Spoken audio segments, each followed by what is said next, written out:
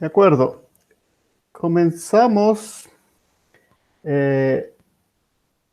primero recordando el examen de mañana. Eh, ya hay o sea, entre lo que vi porque necesitaba ver primero un poco los resultados de sus trabajos en MATLAB. Sí, yo vi que la gran mayoría tiene acceso al MATLAB, porque tenía yo la duda de si el examen lo hacemos utilizando MATLAB o un examen más de ejercicios, ¿no? Esa era mi duda principal. Eh, y para eso primero tenía que revisar sus tareas. Entonces sí, yo veo que, claro, la mayor parte, como siempre, sí tiene acceso, pero sí hay un grupo que no tiene acceso a resolver el ejercicio en MATLAB, ¿no? Entonces eso se ve en las respuestas, se ve en los tiempos de contestación. Así que el examen de Ana será en base a ejercicios, básicamente a los ejercicios que estábamos haciendo hasta el día de la clase pasada, es decir, ejercicios de cálculos de amenazas sísmicas, o sea, esos 4 tipos de ejercicios que podemos hacer.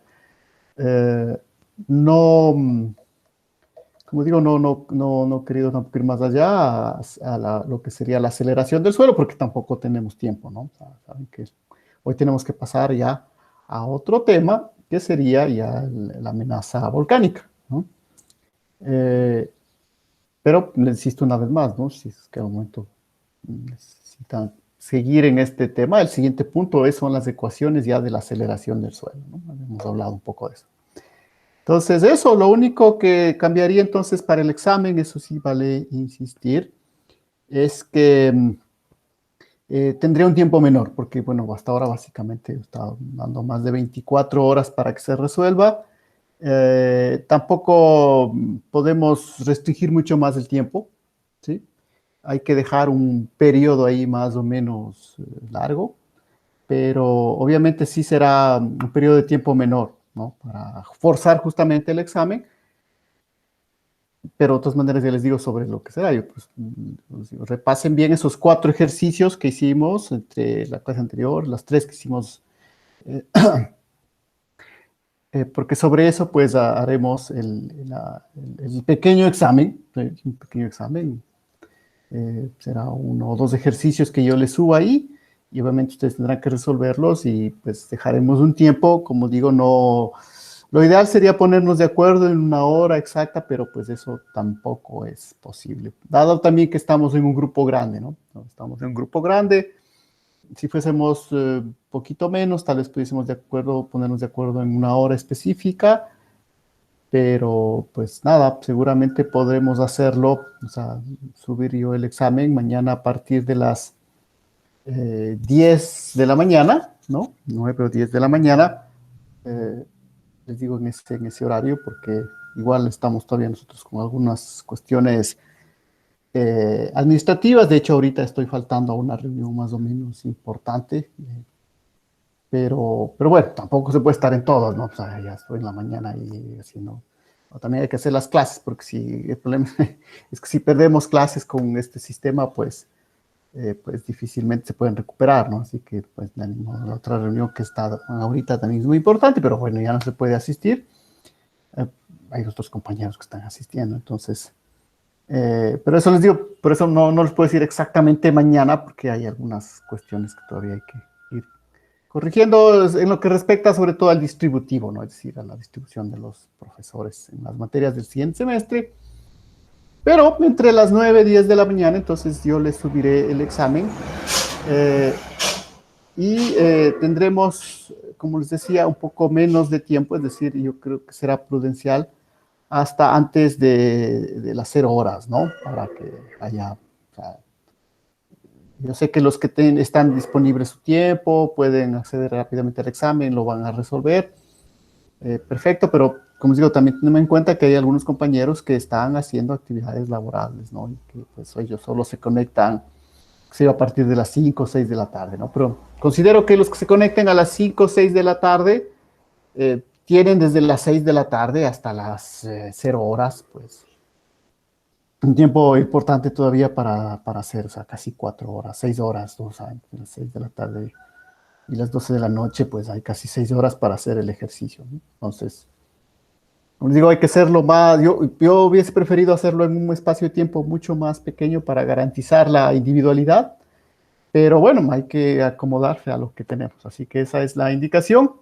De todas maneras, hoy seguiremos viendo unas cuestiones de MATLAB. De hecho, les mostraré algo que yo pensaba ponerles en el examen, pero eh, lo que sí les pido a los que todavía no han podido tener a mano el MATLAB y eso, pues que sí traten de buscarlo para, porque si bien para el examen mañana no lo vamos a necesitar, sí sería importante para lo que viene todavía del curso, si vamos a todavía necesitar una herramienta, no sea el MATLAB, sea el Octave. Entonces, eso, esa indicación, no vamos a seguir, simplemente que para el examen de mañana, pues todavía no, hagamos los ejercicios nada más, como los que hicimos la última vez.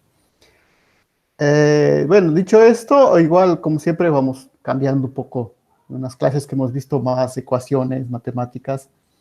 Hoy cambiaremos un poco el estilo de lo que estamos viendo, pues también vamos a ver algunas ecuaciones, pero recuerden que habíamos dicho que esta materia no es tan formalista como geofísica o geodinámica, ¿no? Aquí hay también algunas cosas bastante aplicativas que tenemos que ver, y bueno, en ese caso, pues, eso se ve más bien en tipo diapositivas, ¿no? Porque cuando es de ecuaciones, ahí sí, pues, no es preferible escribirlas. Eh, Así que hoy cambiaríamos ya de unidad. De hecho, todavía podríamos ver un poco, o sea, que es una decisión, ¿no? Porque lo que nos falta ahorita es entrar a recordar algunas leyes de probabilidades, porque hemos utilizado lo más básico nomás. Pero hay algunas que ustedes seguro sí vieron, pero no son las más fundamentales, así que puede ser que ya se hayan olvidado. Así que deberíamos empezar recordando eso para luego pasar a otros, por ejemplo, otro ejemplo sobre sísmica y de ahí ver otros ejemplos sobre los otros tipos de amenazas naturales. Pero también hay que alternar también un poco las clases que son de muchas matemáticas con otras que son de menos matemáticas, que son un poco más aplicadas como las que vamos a ver ahora. Y la idea ahora es hablarles, pasar a la parte que sería la amenaza volcánica, ¿no? Entonces, ahí la primera indicación es que ustedes verán que tienen una materia específica, que es volcanología. Yo sé que algunos de los que están aquí ya tomaron la materia, otros creo que la están tomando, no me acuerdo exactamente en qué módulo estaba, con Guaira. Así que pues tenemos igual un amplio espectro de ahí. Así, la idea es que para esta parte específicamente de amenaza volcánica, pues nosotros, como van a ver, no, la idea es no entrar en competencia con las cosas que ya ven en esa materia, ¿no? O sea, no vamos a podernos averiguar otra vez toda la parte de volcanología, ¿sí? Sino cuestiones más específicas, y esa especificidad en lo que respecta a la amenaza volcánica, que como ya habíamos anticipado un poco, eh, ver esa enorme diferencia entre la amenaza volcánica y la amenaza sísmica, ¿no? O sea, ¿por qué? Porque la amenaza volcánica es una amenaza que ya podemos pronosticar, ¿sí? Sobre la cual podemos hacer un pronóstico. Entonces eso es importante, ¿no? Entonces habíamos hablado la clase anterior, recuerden la diferencia entre amenaza y pronóstico, ¿no? Han dicho que lo que depende sobre todo es el intervalo de tiempo sobre el cual podemos hacer las advertencias.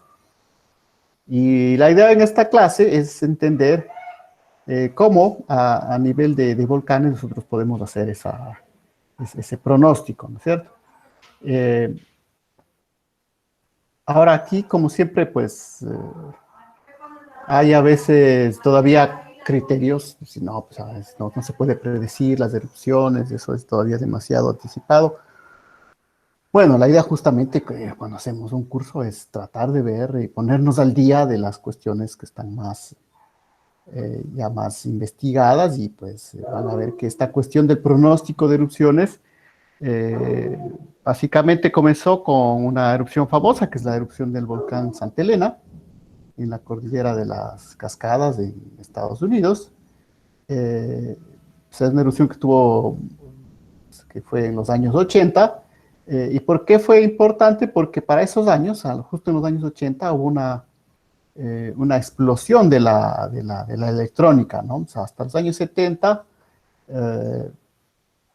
si ven, ustedes obviamente no lo conocieron, pero hasta a finales de los 70, inclusive, bueno, en nuestros países hasta finales de los 80, todavía teníamos electrónica basada en tubos de vacío, en válvulas que se llamaban, ¿no? Y a partir de los años 80, pues se fue la explosión de los transistores. Y el hecho de que vengan los transistores, pues hizo que los equipos científicos de una enorme cantidad de disciplinas se hagan mucho más portátiles y capaces de registrar señales. Y ese fue el caso justamente de la sismología volcánica, ¿no? En la cual pues ya los equipos eran más pequeños, son más pequeños, se podían llevar a los volcanes, poner en los volcanes. Uno de los que más se monitoreaba obviamente era este volcán Santa Elena, que es famoso por esa erupción lateral, seguramente han visto varias veces por ahí entre los videos, que vuela la mitad del cono volcánico, ¿no? Y bueno, fue filmado, fotografiado. Generalmente lo que le llega al gran público es eso, ¿no? O sea, las fotos, hay un famoso testimonio, por ejemplo, muy, muy dramático del geólogo que estaba justamente en el puesto de vigilancia, que pues hasta el final le transmitió la erupción, ¿no? Hasta que por radio, antes de ser alcanzado por el ajar y el flujo piroclástico, ¿no? Entonces, como digo, eso es lo que generalmente trasciende a los medios, pero para ustedes, pues la idea es que fue más allá, que no simplemente fue eso, sino que fue un volcán ya muy monitoreado, y a través de esa erupción eh, se pudo constatar de que hay ciertas señales importantes de origen sísmico, ¿no? Porque hay otros parámetros también que se monitorean para una erupción volcánica, ¿no? Como hacer la deformación, los gases o la temperatura. Pero lo importante de este volcán es que a partir de ese momento se dio cuenta que los sismos podían ser una herramienta muy, muy importante para poder determinar cómo el magma va subiendo, ¿no? Posteriormente, a partir de esto, pues hubo dos experiencias más, y todavía igual más o menos trágicas, es decir, porque eso de Santa Elena no es que se logró nada, ¿no? Ahí después de revisando los registros y todo, la gente se dio cuenta y mira que había unas señales que no es que se pudo predecir, pero por el momento ya se recolectó esas señales, ¿no? Y a partir de eso, como digo, pues hubo, como ustedes van a ver, que las señales que se registran en un volcán tienen ciertas características que les hacen diferentes a las señales de los terremotos habituales. Pero además de eso, como les digo, hubo luego dos fenómenos muy conocidos también. Bueno, el uno quizá menos, pero el otro es también muy conocido, en donde ya se intervinieron este nuevo método de vigilancia, primero volcánica y luego de pronóstico, ¿no? Que fueron las erupciones del Nevado del Ruiz y del volcán Tolima, los dos en Colombia, ¿no? El del volcán del Ruiz igual, ¿no? O sea, ahí obviamente se pudo tener muchos registros porque los científicos colombianos pidieron ayuda a las Naciones Unidas, y las Naciones Unidas pues envió un equipo importante ahí. Igual se pudieron confirmar que se producían estas señales, ¿no? Igualmente, como les digo, es una experiencia trágica porque no sirvió de nada a la final. La erupción vino, pues bueno, y arrasó con este pueblo de Armero, que también deben ver todavía bastantes imágenes de eso, ¿no? Son las grandes tragedias volcánicas, ¿no? Pero, una vez más, desde el punto de vista científico, también ya se estableció que estas señales podían ser utilizadas, ¿no? Y luego, en el volcán ya Tolima, ya mucho más cercano a nosotros, acá en la frontera, en Pasto, ¿no? Ahí sucedió ya, digamos, una confrontación entre dos visiones que había en ese momento, ¿no? Una desde el punto de vista de que lo que permitía monitorear un volcán era sobre todo la composición de los gases, la composición de los fluidos, la temperatura, que era un punto de vista, ¿no? Y como les digo, esto se decidió de una manera más o menos trágica, porque el grupo que opinaba esto hizo una, una expedición acá al volcán, a subir al cráter del volcán, y pues les alcanzó una erupción freática, ¿no? Y creo que murieron, no me acuerdo, unas cuatro vulcanólogos, cuatro científicos, y de entre ellos algunos de mucha importancia mundial, ¿no? Porque era un equipo internacional. Mientras que los que sostenían que había que ver los sismógrafos, pues ellos no subieron, ¿no? Entonces, algún día, ojalá, porque no he visto documentales muy profundos sobre eso. Hay un libro, ¿no? Hay unos libros en inglés, sobre todo. Hay dos libros, o sea, el libro de las dos partes, de los dos puntos de vista, ¿no? El que subió, porque el que organizó esto al final sobrevivió. Eh, Sobrevivió, ¿no? Este vulcanólogo estadounidense. Pero muchos de sus otros compañeros murieron en esa explosión, ¿no? Y eh, él pues presenta su punto de vista, obviamente, disculpándose, pero también hay otro libro, obviamente, contando de el resto, ¿no? De cómo las otras personas estaban vigilando las señales sísmicas, pues dijeron, no, o sea, esto tiene mucha actividad, no hay que acercarse al cráter, ¿no? Entonces, si ven, son esas dos experiencias, ¿no? Que, por cierto, estas últimas dos de Colombia ya son bastante vinculantes a lo que tenemos actualmente en el Ecuador, porque, por ejemplo, en el primero, en el de Armero, uno de los científicos que fue enviado por las Naciones Unidas a monitorear el volcán Armero fue el doctor Minar Hall, ¿no? Que después fue el fundador del Instituto Geofísico del Ecuador, junto con Hugo Yepes de la Politécnica, y pues también fue su director, y bueno, ahora está retirado, ¿no? Pero todavía vive en Ecuador. Y en el otro volcán, si ven ahí, seguramente alguna vez topan con ellos en los congresos, la esposa del doctor Minarjol, Patricia Motes, ¿no? Ella participó justamente en esta subida al cráter del volcán, ¿no? Porque ella era un estudiante, pues ella simplemente hacía lo que su profesor le decía, ¿no? En ese, eh, razón de más para no hacer siempre lo que el profesor les diga en las salidas de campo, ¿no? Sobre todo si es un volcán en actividad.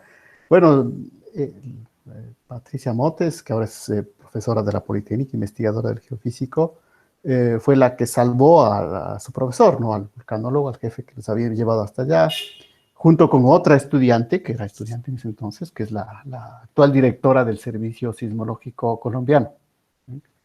Entonces, hay un poco de historia que se propaga hasta nuestros días a partir de esas experiencias de estos dos volcanes, ¿no?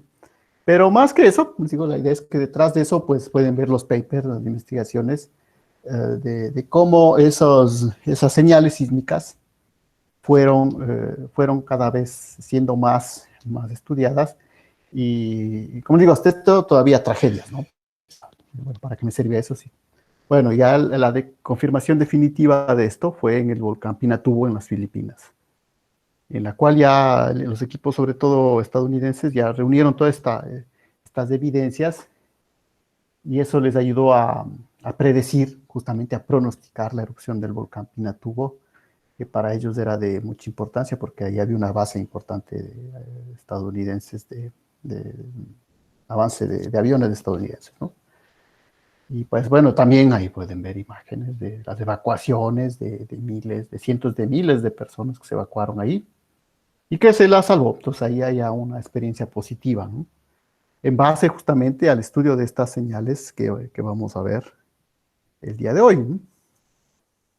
Y luego pues ya se fueron continuando las otras experiencias exitosas, ¿no? Como por ejemplo en volcanes de Indonesia, ¿no? También les hicieron muchas evacuaciones que salvaron la vida ya que ahí la densidad de población en Asia es mucho mayor que aquí, ¿no?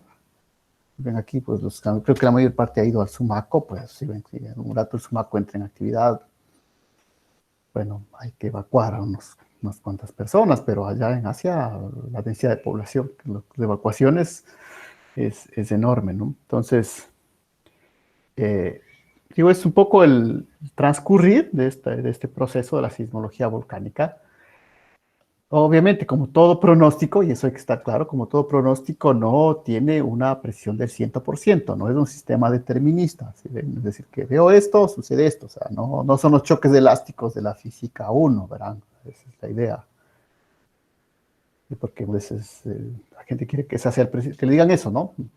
¿Va a erupcionar? ¿No va a erupcionar o va a erupcionar el volcán? Y claro, obviamente no lo puedo decir, no, mire, el escenario es este, las probabilidades de que erupciones son estas. Eso, una vez más, es un lenguaje probabilista que es el que hay que transmitir luego a las personas, ¿no? O sea, la amenaza, el pronóstico es este.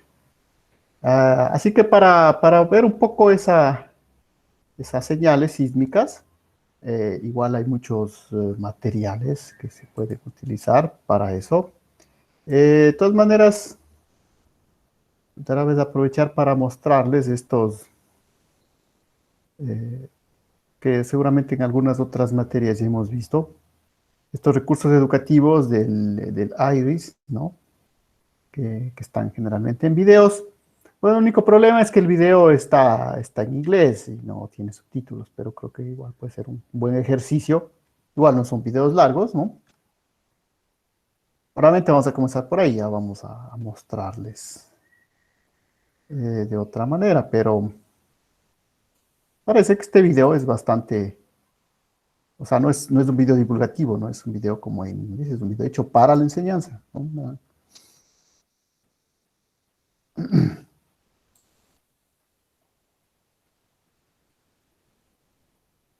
¿Por qué no me deja?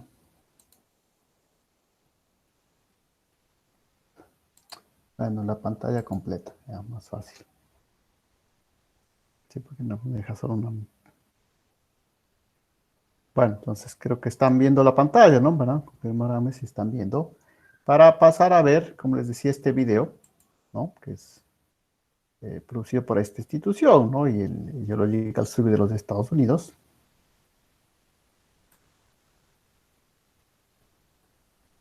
A ver, creo que tiene que terminarse primero. Ya.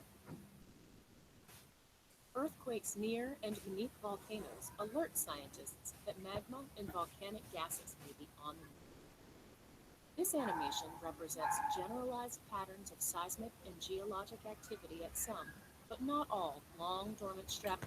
Bueno, ahí hay una primera indicación, ¿no? ¿Verdad? Que dice claramente. La mayor parte de enjambres de sismos volcánicos no necesariamente llevan a una erupción. ¿No? Pues este es un ejemplo esquemático de lo que sucede, pero no pensar que siempre todos los pasos que vamos a ver aquí se dan, ¿no? O sea, que el proceso una vez que comienza siempre termina así, ¿no? Es una generalización, estamos hablando de un volcán en general. During the months and hours leading up to an eruption, we will use an example from Central America to illustrate. These types of volcanoes form where mantle rock located above the subducting plate, not the subducting plate itself, melts to form magma. Bueno, aquí insisten algo que entiendo que ustedes... ahora hemos cambiado un poco esta parte, por si acaso, ¿no? Ahora en el nuevo pensum de geodinámica, esta parte de cómo se forma el magma por fusión parcial está en el sílabo de geodinámica, porque como es vulcanología ya tiene menos horas, pero los que han visto en cambio vulcanología ya seguramente ya vieron esto, ¿no? Cómo se forma el magma por fusión parcial.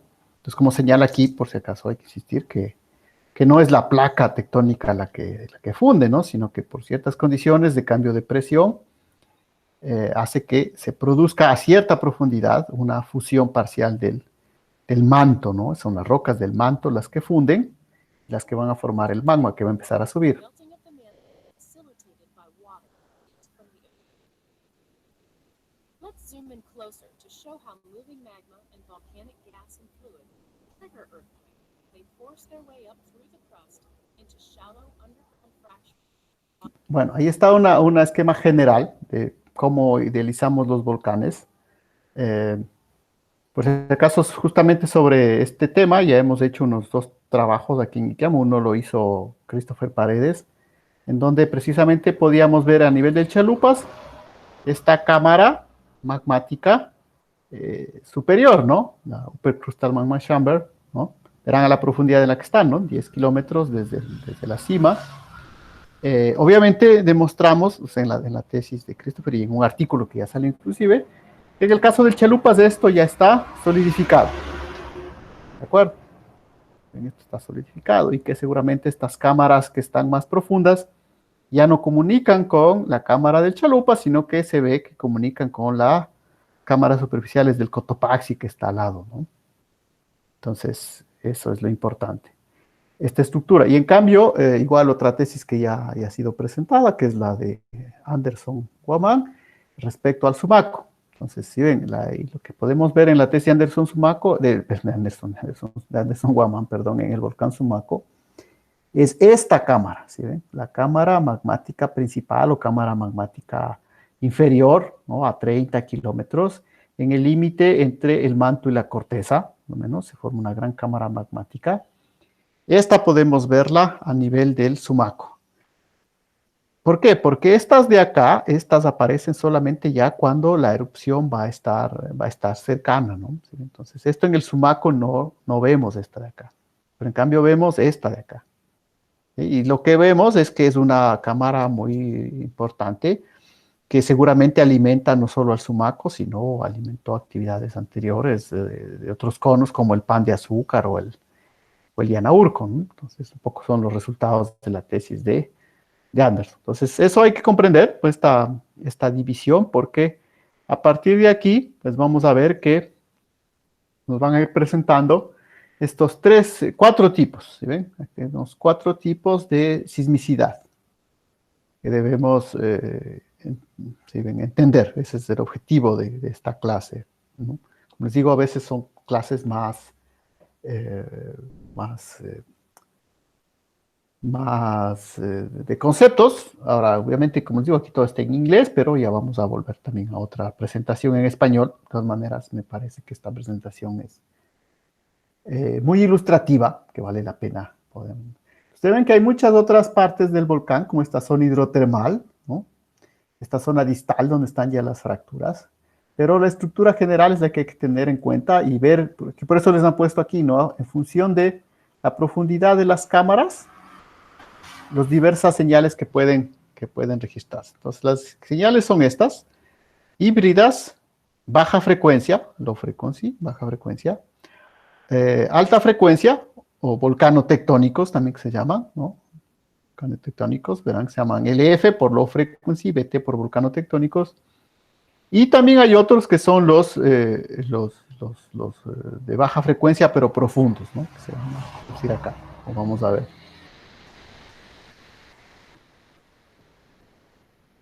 Different seismic signatures will reflect various geological.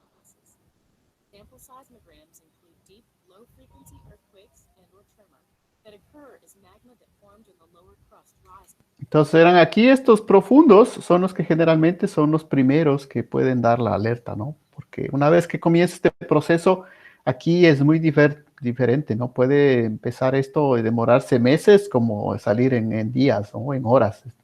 Entonces, es a esta profundidad las primeras alertas. Y las alertas son un tipo de sismicidad muy diferente a los terremotos, ¿no? Que son sismos de baja frecuencia, ocasionados por el movimiento de fluidos, ¿no? Que el fluido va subiendo y es ese movimiento, acá vamos a ver el proceso un poco, que genera estos sismos, ¿no? No son como los de ruptura, que son los tectónicos, que van a ver que también sí se producen, pero de otra manera. These deep events can only be detected by sensitive seismometry. An aseismic zone separates the deep and shallow levels. Shallow levels of the common seismic events include high frequency. Entonces, verán, una vez que llega ahí acá, entonces hay 2 zonas, ¿no? Como dice, una zona donde se empieza a ver fracturas, propiamente, y se producen estos de alta frecuencia. Entonces, ¿cuál era el problema originalmente en los volcanes? Es que este tipo de señales no se detectaban, porque son señales de baja frecuencia. Los geófonos normales, los sismómetros normales, solo detectan estos. Y estos obviamente no se observaban, ¿no? Porque son de baja frecuencia, o se confundían con ruido o algo, ¿no? Entonces, es por eso que se necesita, para vigilar los volcanes, no podemos coger cualquier sismómetro. Tiene que ser un sismómetro de banda ancha, que se llama, es decir, que registre tanto las bajas frecuencias como las altas frecuencias. Y mientras más bajas sean las frecuencias, más caro es el equipo, ¿no?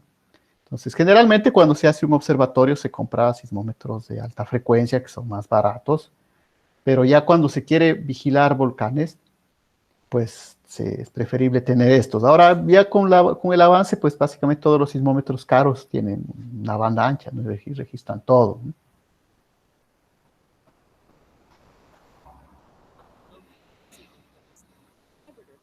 Just below the sun.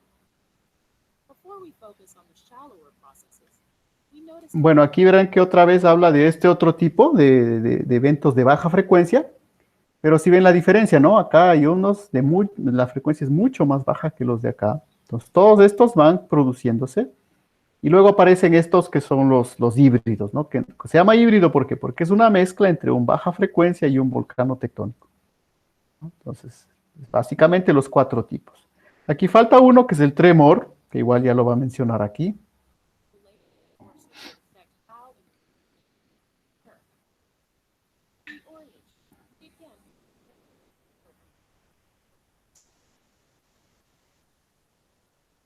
Crust is separated into an upper brittle seismogenic zone of hydrostatic pressure that has a complex system of fractures and aquifers, and a lower aseismoplastic zone that is subject to lithostatic pore fluid pressure. Ya, entonces verán, aquí es importante esta separación, ¿no? Que hay en la misma corteza, aquí estamos hablando solo de la corteza.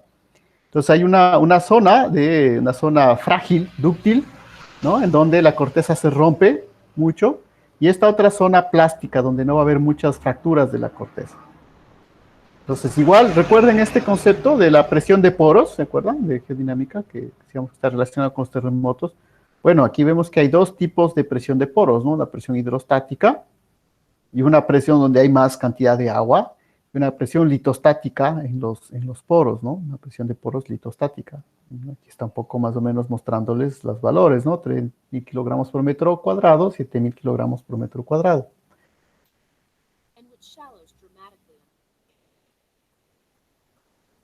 Along volcanic arcs, magma from previous eruptive episodes cools to 700 to 1,000 degrees Celsius and slowly crystallizes at roughly 6 to 12 kilometers.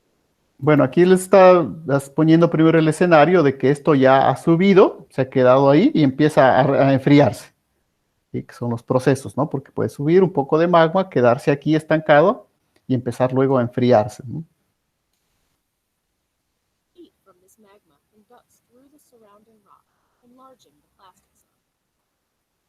The two zones are separated by a transition of contrasting permeability that prevents concentrated magmatic fluids from escaping upward out of the plastic zone. As the magma reservoir is filled with new magma from below, it becomes pressurized. Entonces ahora estamos en el escenario de que arriba nuevo magma, ¿no? Empieza a subir nuevo magma. Ahora ahí viene todavía la pregunta, ¿no? Sabemos exactamente cuál es la causa de que de repente empieza a subir el magma. Bueno, ahí todavía no se sabe, ¿no? Hay varias hipótesis, ¿no? Puede ser un sismo fuerte, puede ser inclusive fuerzas de la gravedad, o sea, fuerzas de marea, de la luna. Bueno, ahí no hay una forma exacta de decir por qué de repente empieza a subir otra vez el magma de las cámaras magmáticas principales.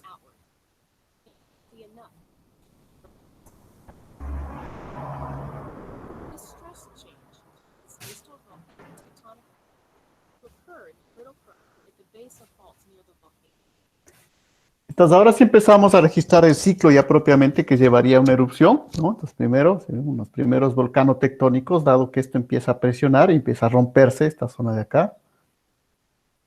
Magma tends to rise in pulses.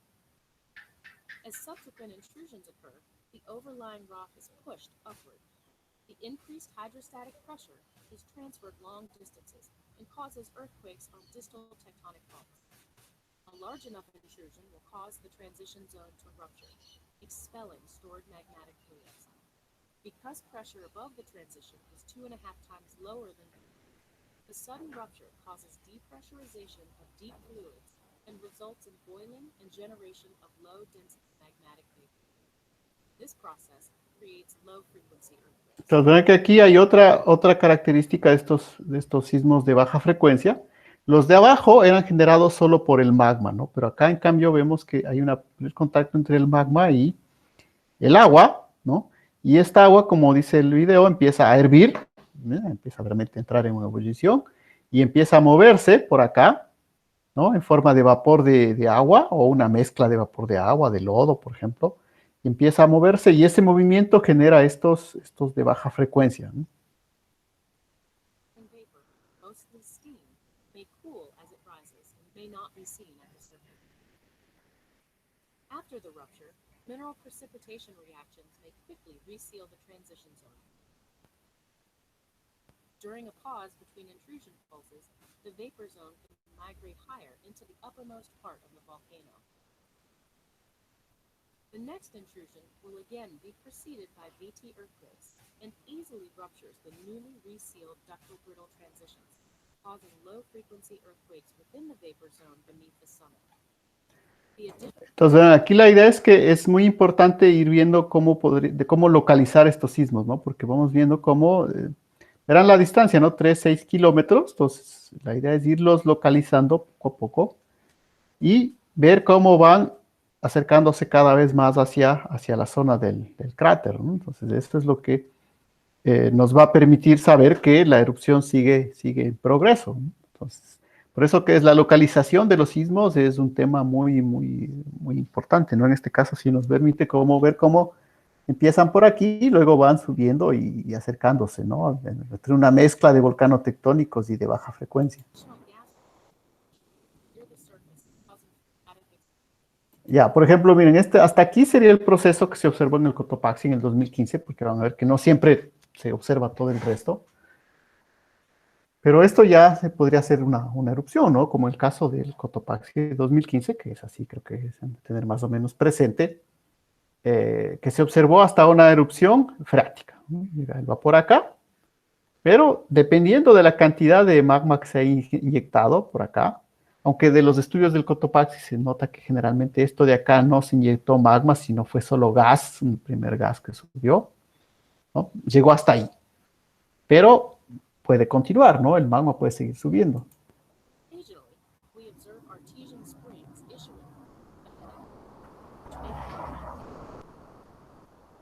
Bueno, aquí habla igual de la posibilidad de formar lajares, los famosos lajares, que son el elemento quizá más peligroso de los volcanes nuestros tropicales que tienen glaciares, ¿no?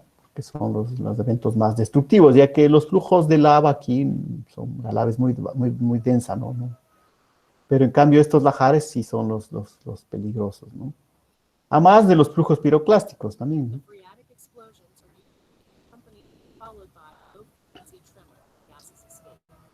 Entonces aquí hay otra señal más, que es el tremor, ¿sí? Que ya es una señal ya prácticamente siempre distinguible ya cuando el proceso de la erupción se ha desencadenado. Entonces vean que el tremor es esto, ¿no? Es una señal que parece, esto vamos a tratar de analizar justamente hoy, esta señal bastante desordenada, y ya no es como un sismo, ¿no? Sino como es algo continuo que se va produciendo.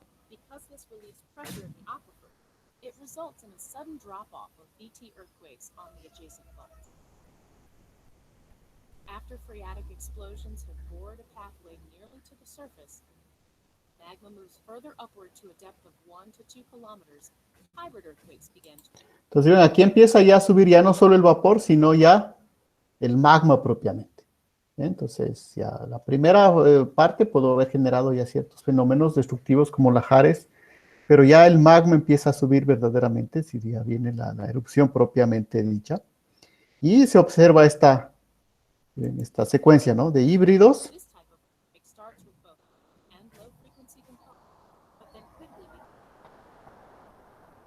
Entonces, aquí viene lo interesante, porque esto es una mezcla entre híbridos. Creo que eso vale la pena repetir, ¿sí? Porque esta es la secuencia, ¿no? Híbridos. Luego vienen los de alta frecuencia y luego ya en un momento solo aparecen estos, ¿no? Los de baja frecuencia, como dice aquí.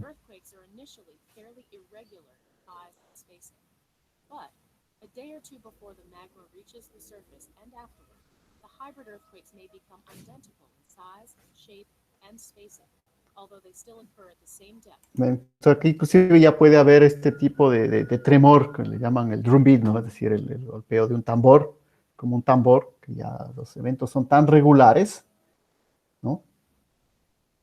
1 to 2 kilometers. The events can occur at rates of many per minute, sometimes many per second, so-called hybrid tremor, immediately prior to and during magmatic extrusion. Again, this animation represents a general... Entonces, ven, ¿no? Ese sería el proceso de cómo llegaríamos a una erupción, ¿no? Como dice el video, este es un proceso general, no siempre se cumplen todos estos pasos, pero las señales que están ahí son las que van a servir perdón que está sonando esto, si no, no.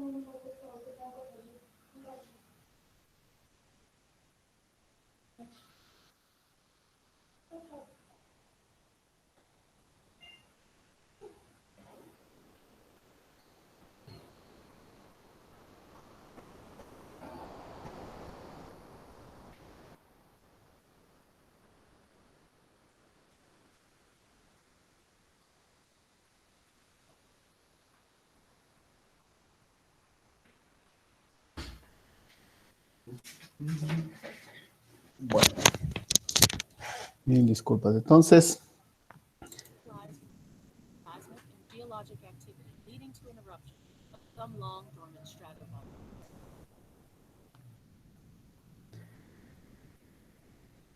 bueno, este es el proceso general, ¿no? Yo les pondré ahí también para que pues, una primera explicación de lo que sucede, pues obviamente, seguramente pues lo puedan revisar después con más tranquilidad del video, pero es una herramienta importante. De todas maneras, es como les decía, una especie de introducción, pues podemos seguir ahora ya detallando un poco más estos conceptos. Ahora esto como presento.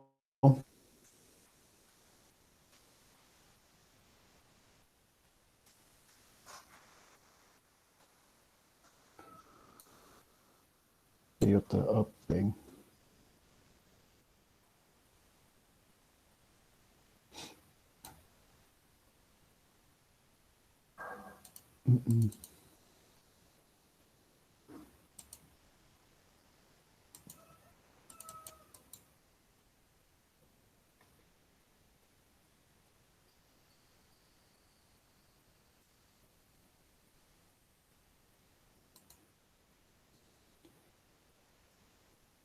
Ya, presentación como slides. Bueno, esto es un poco igual un resumen de lo que hemos estado viendo, ya de manera más centrada sobre los diversos fenómenos que tenemos que considerar. Perdón, nada más.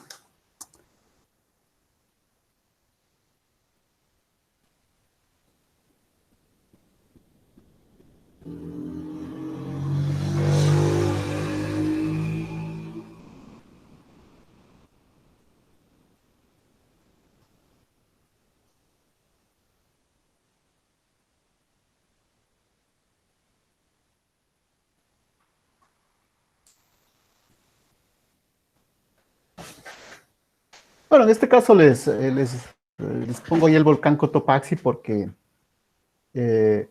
hay otro fenómeno adicional que pueden aparecer en los volcanes ecuatorianos, que tienen glaciares sobre todo, y pues hablamos del Cotopaxi porque es el que más, de mayor amenaza eh, volcánica que tenemos, ¿no?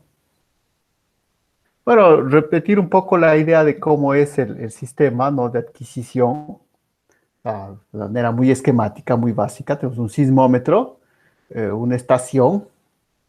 Bueno, aquí he puesto el nombre de la estación, el nombre comercial, bueno.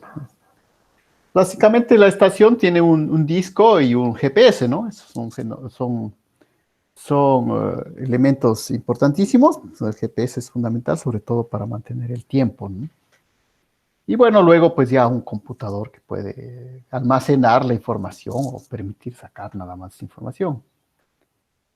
Entonces, lo importante aquí es cuáles son los parámetros que nosotros vamos a tomar en cuenta o necesitamos para identificar estos sismos, porque en el video, pues obviamente les han mostrado cómo van produciéndose esos sismos, pero el auténtico trabajo aquí del pronóstico volcánico es que ustedes van a ver los sismos en los sismómetros y la idea es identificar, saber qué es lo que estoy viendo, qué es eso, es un híbrido, es un LP, es tremor, ¿sí?, es volcano tectónico. Entonces, para eso necesitamos algunos parámetros, ¿no? La forma del envolvente, el frente de onda, la amplitud y el contenido espectral.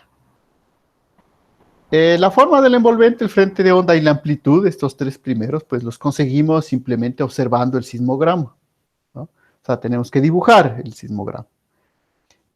El trabajito está obviamente en determinar el contenido espectral, porque ahí ya vamos a tener que hacer un proceso de transformada de Fourier de la señal para poder ver ese contenido espectral. Pero, les digo, este elemento de acá es imprescindible, ¿no? O sea, no hay otra manera de... Por algo, recuerden que se llamaban, estamos diferenciando sismos de alta frecuencia de sismos de baja frecuencia. Necesitamos ver la frecuencia del sismo, no solamente la forma, sino su frecuencia. Entonces, esto también se desarrolló gracias a que hacer una transformada de Fourier. Verán, cuando yo hice esto en mi pregrado, o sea, como ustedes están ahora en su pregrado, o sea, ahí ya el hacer transformadas de Fourier era algo muy común, ¿no? O sea, pero si yo preguntaba unos 5 o 6 años antes, o sea, o revisaba los papers que se habían producido 5 o 6 años antes, estábamos hablando en realidad mitad de los 90, ahí, por ejemplo, hacer una transformada de Fourier y mostrar el espectrograma de un sismo volcánico era un paper, ¿no? Era hacer una investigación. Pero a partir de ya finales de los 90, principios de los 2000, hacer un espectro era algo muy común, ¿no? Ya los algoritmos de transformada de Fourier estaban establecidos con suficientemente de facilidad para que todo el mundo pueda utilizarlos, como lo hacemos ahora en el MATLAB. Entonces, ahí está un ejemplo de un sismo tectónico. Ahora lo que yo sí les voy a mostrar es el sismo, ¿no? El terremoto, porque todo esto se puede localizar, ¿no? Entonces, aquí hay dos estaciones en realidad, ¿sí? Sobre cada estación hay tres componentes, la componente norte, la componente vertical y la componente este, para una estación que está sobre el hielo en este caso, y otra sobre la roca, ¿no? Y ustedes ven el contenido en frecuencia que hemos obtenido haciendo la transformada de Fourier de esta. Entonces, con algunos de los que están en este curso, que vimos un poco el curso de geofísica todavía en el régimen normal, donde podíamos ir al laboratorio y eso, pues ahí sí hicimos un poco este trabajo, ¿no? Pero creo que son la minoría. No sé si queda todavía alguno de los que vimos geofísica. Yo sé que están algunos, ¿no? Pero no sé si con todos llegamos a hacer este trabajo. Entonces, para ello, seguramente esta parte ya está un poco más clara, cómo pasamos de esta señal a este contenido espectral, ¿no? Entonces, eso es lo que vamos a tratar de ver un poco, ¿no? Para ver. Primero vamos a ver los resultados. Luego tenemos un volcán tectónico, ¿no? La diferencia, ustedes ven acá, es que este es un sismo que se produjo muy lejos. Puede ser un sismo de subducción, un terremoto en otro país. Todo eso se va a registrar. En cambio, este de acá, ustedes ven ya el contenido espectral, es más cerrado. Si ven acá, tengo hasta... aquí hasta 10 hercios y aquí a partir de 5 hercios ya como que no hay nada, ¿no? En cambio acá, ustedes ven en este, pues yo a partir de 10 hercios todavía hay frecuencias. Bueno, aquí se ve muy claro, ¿no? La onda P y la onda S, por ejemplo. ¿Se ven? La primera y la segunda. La onda de presión y la onda cortante, que son las que luego sirven para la localización. Y bueno, ahí está señal, que es el tremor. ¿Ven? Este es un tremor registrado en el volcán Cotopaxi. Esta experiencia fue hecha en el año 98, ¿sí? Donde estaba en mis últimos años de la universidad. Entonces, si ven, ¿no? O sea, esta es la idea, cuando uno se aproxima y pone sismómetros cerca de un volcán que está en actividad, porque el Cotopaxi está en actividad, como la mayoría de volcanes del Ecuador, son este tipo de señales que pueden registrarse. Ahora, esta señal específica de tremor en el año 98 no había una actividad del Cotopaxi todavía, ¿no? Pero, ¿hay una pregunta? Sí. Sí, ¿qué es no, no me quedó claro qué es el tremor. Entonces, el tremor es un, en general, es un sismo generado por el movimiento de fluidos. ¿Eh? A Ok, veces se sí. puede ver como les mostraban un poco en el video, se van produciendo una secuencia de baja frecuencia, alta frecuencia, híbridos, cada vez más repetidos, de tal manera que en algún momento todos se ven como continuos, y si ven, se ve esta señal de tipo continuo, ¿no? Como una oscilación continua que no acaba con el tiempo, que simplemente son debido a que hay muchos sismos ya que se producen uno detrás de otro, ¿no? Pero de ahí básicamente lo que hay que tomar en cuenta es que está producido, como mostraron en el video, por el movimiento de fluidos, y es por eso que es una herramienta fundamental para poder detectar cuando comienza a subir, ya el magma está más cerca de la superficie, ¿no? Entonces, en este caso, como decíamos, del año 98, seguramente este tremor es de origen freático, ¿no? ¿Sí? Porque a pesar de que el Cotopaxi no tenía grandes explosiones, y alguna vez tuve la oportunidad de subir hasta su cráter, o sea, ahí había siempre fumarolas, ¿no? O sea, fumarolas, mucha actividad freática, y esa actividad freática genera este tipo de señal, ¿sí? Una señal. Ahora, obviamente, distinguir esto del ruido, por ejemplo, acá, ¿no? Si ven esta componente aquí, difícilmente, pero por eso es la idea de registrarlos sobre varias componentes, sobre varias estaciones. Aquí yo solo les muestro de 2 estaciones, ¿no? Entonces, si ven, básicamente esos son los ejemplos ya sobre un volcán. Obviamente no tengo en este caso ningún ejemplo de un tremor híbrido sobre el Cotopaxi, ¿no? Que es el que faltaría mostrarles, pero les estoy mostrando. Ya lo voy a mostrar de otro volcán. Y ahora vienen los LPs. Entonces, aquí si ven la diferencia, en principio, la diferencia es que aquí, en el BT, ustedes ven como el frente de onda es impulsivo, es decir, de cero y empieza ahí, es el resultado de una ruptura, ¿no? Entonces, una impulsión.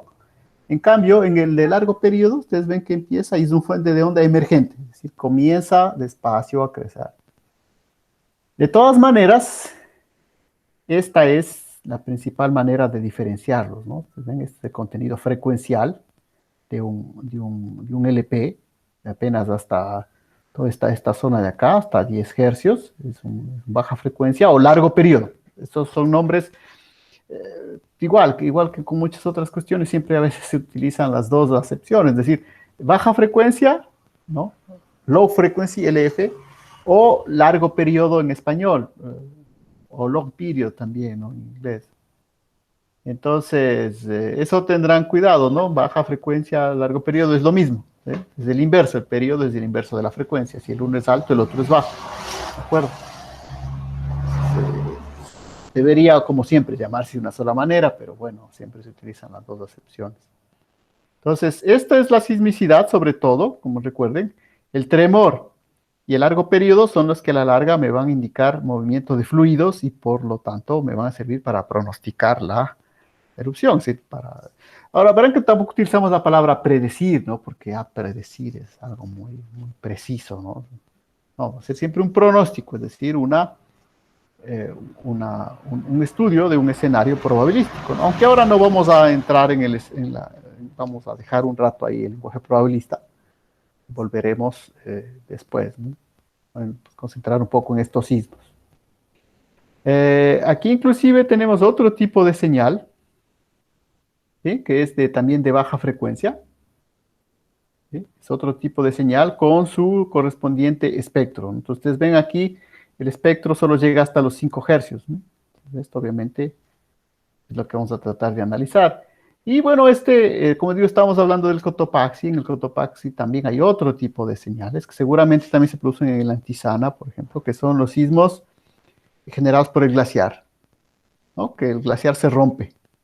Y en realidad el experimento que yo participé, que es, bueno, mi tesis de pregrado, que luego igual dio lugar a una publicación, pues la idea era diferenciar esto, ¿no? Porque estos sismos, ustedes ven, este experimento era poner unos sismómetros sobre el hielo, que son estas 3 componentes de acá, y el sismómetro un poco más abajo sobre la roca.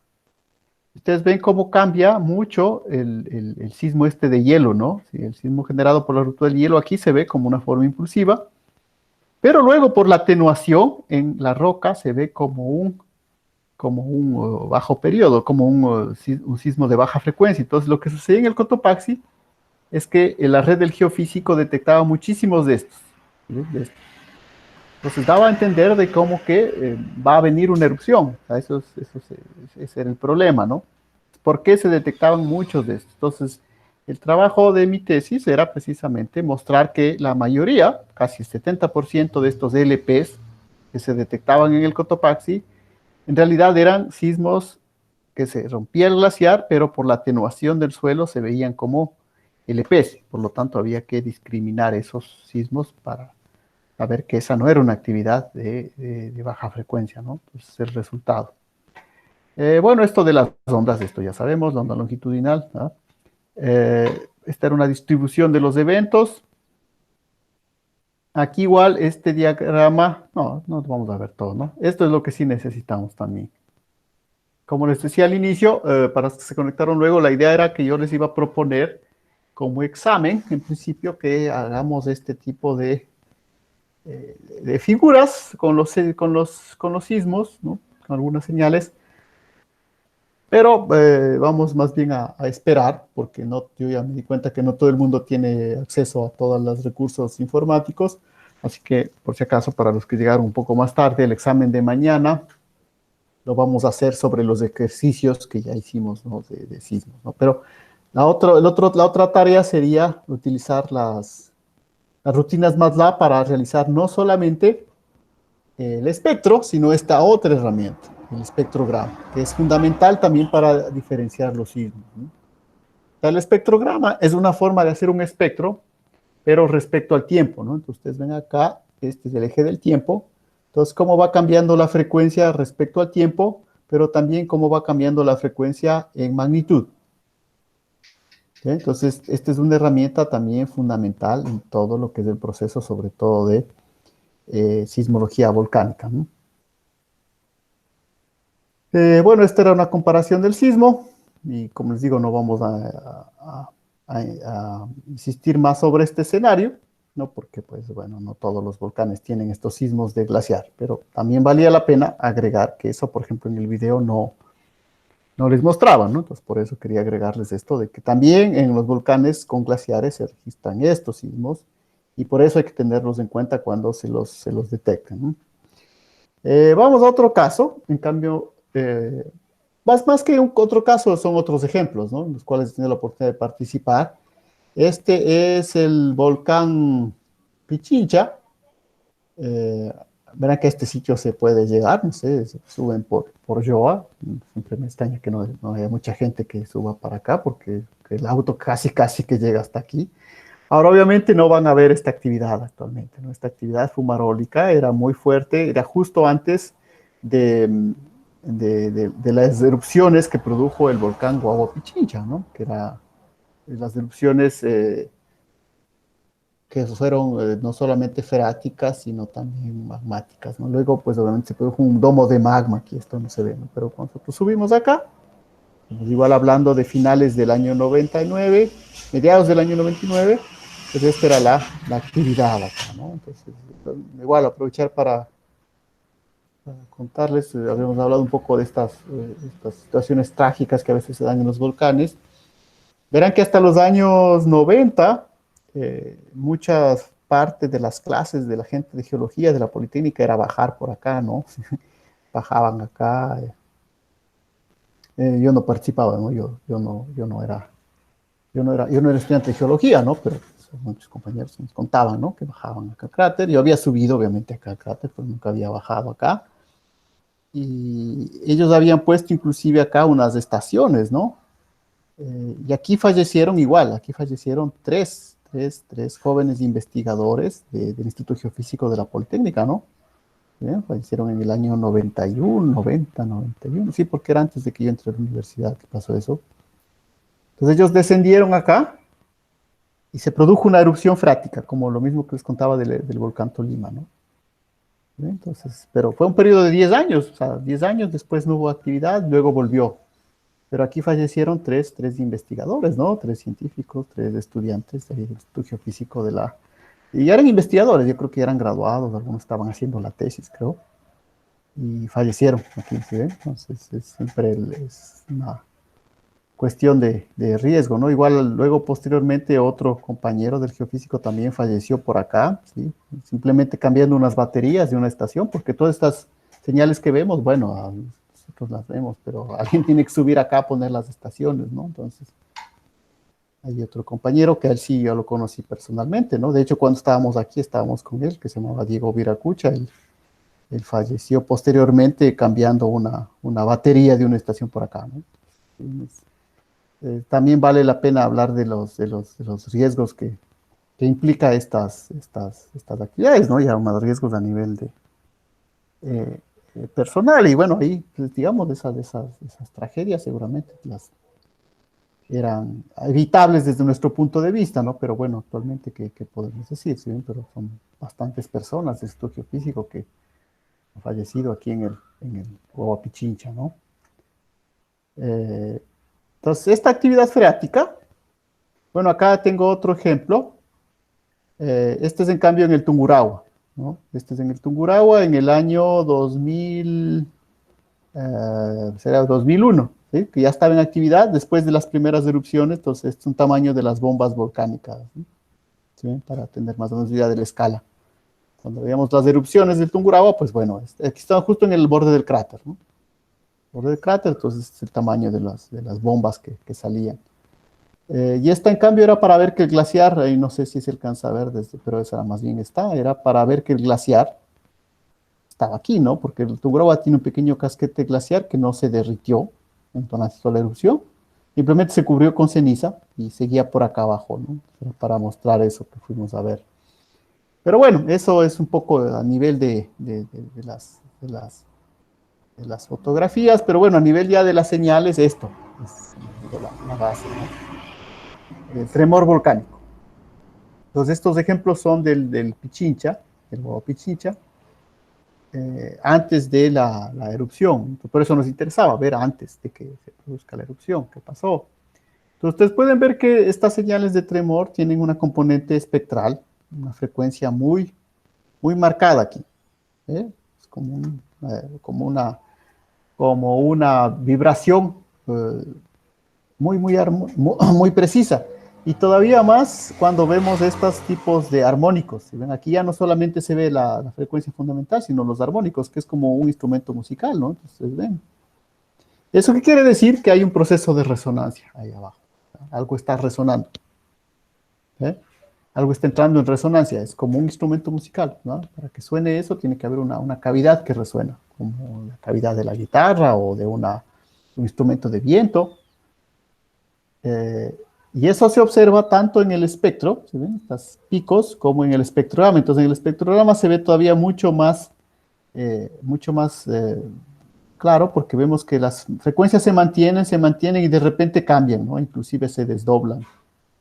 Entonces, aquí en cambio ya tenemos la idea de otro tipo de fenómeno, que es el desdoblamiento de la frecuencia, que puede ayudar esto a relacionarlo con fenómenos de tipo caótico, ¿no? Pero recuerden que la idea detrás de esto es que esto debe estar producido por el movimiento de fluidos. Entonces, la idea es que cuando la gente vio por primera vez esto, en varios otros volcanes, de hecho, esto, como les digo, se vio, ¿no? El volcán Nevado del Ruiz, el Tolima, el Santa Elena mismo, hay señales de Santa Elena, pueden buscar, obviamente esas no son así en colores, ¿no? Y tampoco hay cálculos de espectrograma, porque eso era mucho antes. Pero en el Pinatubo, etcétera, lo primero que dijo la gente, bueno, esto para que se produzca esta resonancia tan perfecta, tiene que haber una cavidad.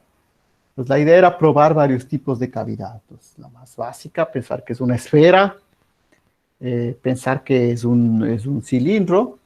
Bueno, esas se probaron y se mostró que el tamaño que debían tener para relacionarles con estas frecuencias, verán que son frecuencias de 1 Hz, 2 Hz, 4 Hz.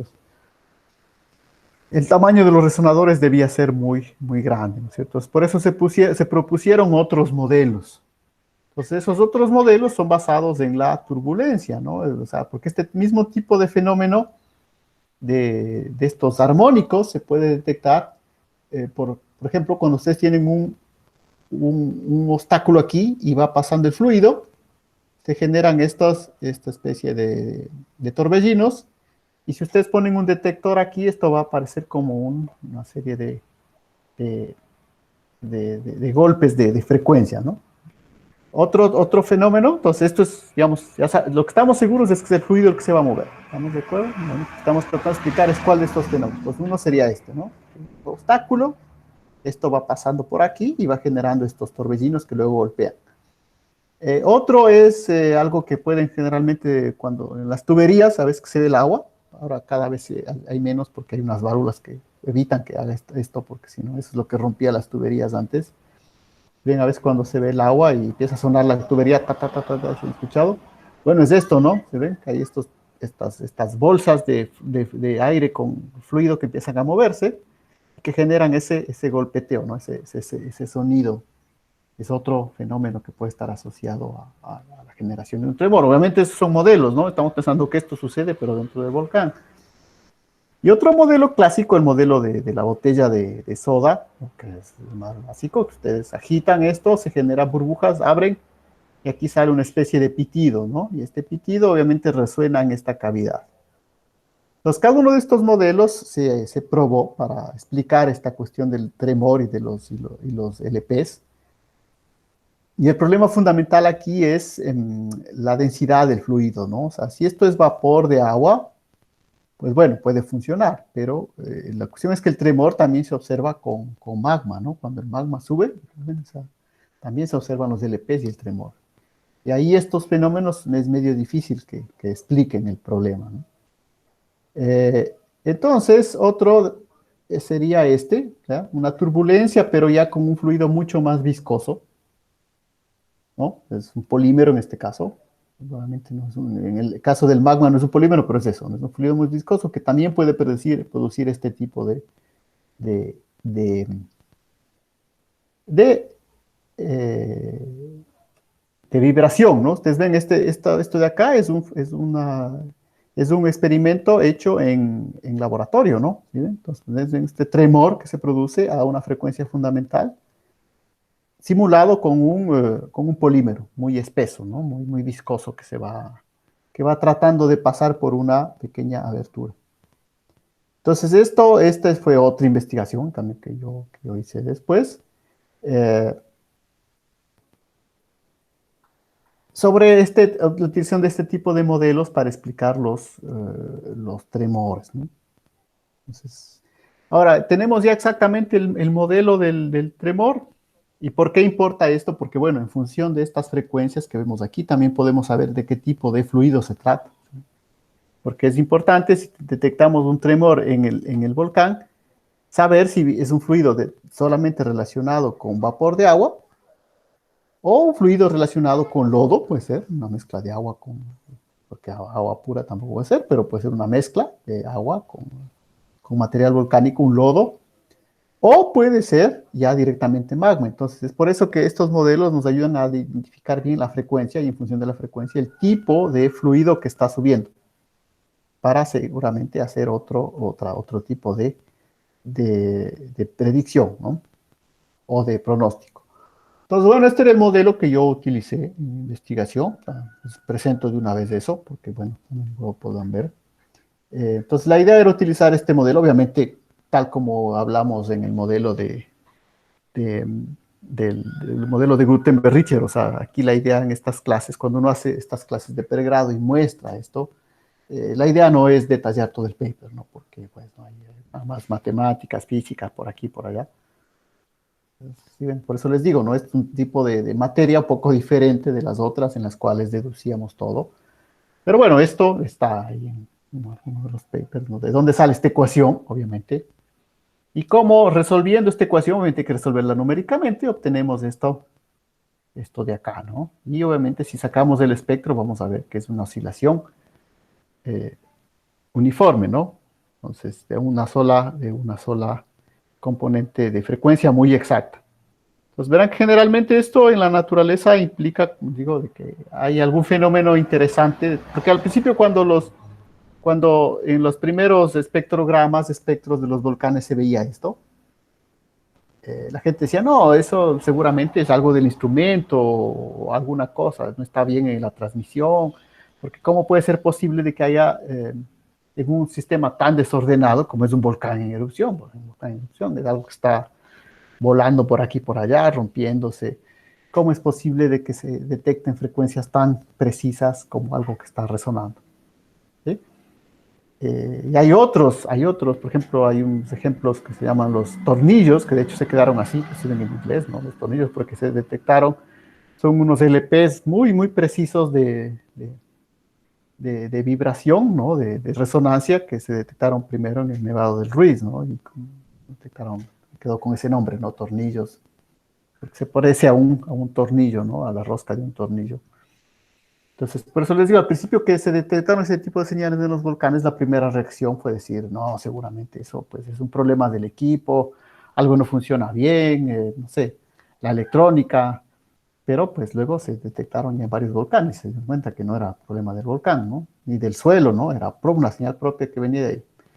Bueno, esto era un poco, esta era un poco la historia de la, de esto. Pero bueno, ya no tenemos tiempo para eso, porque también hay que ver las otras cosas. Pasemos esas dos diapositivas. Esta ya la habíamos visto, la clase pasada.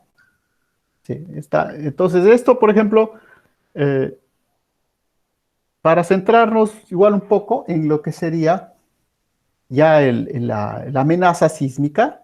Entonces, recuerden que tenemos estas dos componentes, ¿no? O sea, también hay que decir, no podemos centrarnos tampoco solamente en la parte del pronóstico de la erupción. Esa es una parte del trabajo en la amenaza sísmica, pero el otro trabajo es este.